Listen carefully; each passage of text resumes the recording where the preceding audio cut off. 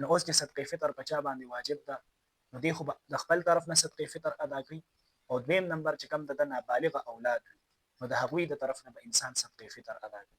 او د یو کس صدقه فطر هغه د نن سبا د دې 2026 کې د غنمو په حساب سره 300 روپۍ جوړوي.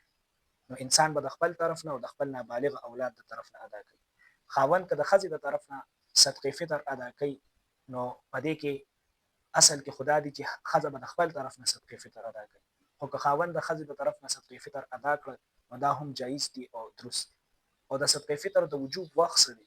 یعنې دا صدقه فطر په انسان باندې څه ټایم واجبېږي؟ نو علما لیکي چې د صدقه فطر د وجوب وخت هغه د اختر سحر دی، صبح صادق. د اختر چې کوم لومړۍ ورځ وي د هغې صبح صادق دا د صدقه فطر د وجوب وخت دی.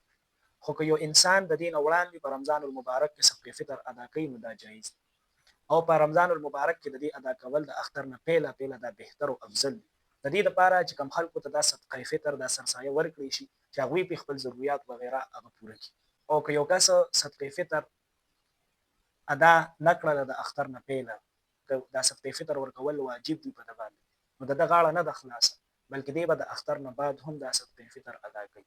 او که داسې یو انسان د ډېر کلونو صدقه فطر نه وي ادا کړی هغه د ده په ذمه هم دغه شان لازم دي چې هغه صدقه فطر به دی ادا کوي، د هغې ادا کول دا د ده دپاره ضروري دي. یو کس صدقه فطر ګڼ کسانو ته ورکول دا هم درست دي، او دا هم درست دي چې د ګڼ کسانو صدقه فطر یو کس ته ورکړی شي. دا دواړه صورتونه جایز دي، خو د یو کس صدقه فطر ګڼ کسانو له ورکولو په ځای باندې بهتر دا دي چې د یو کس صدقه فطر یو کس ته ورکړی شي. صدقه فطر چاته ورکولی شي انسان او چاته نشي ورکولی؟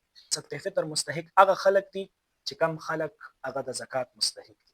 چې چاته زکات ورکول جایز دي هغوی ته صدقه فطر ورکول هم جایز دي، او چاته چې زکات ورکول ناجایز دي نو هغوی ته صدقه فطر او سرسایه ورکول هم ناجایز دي.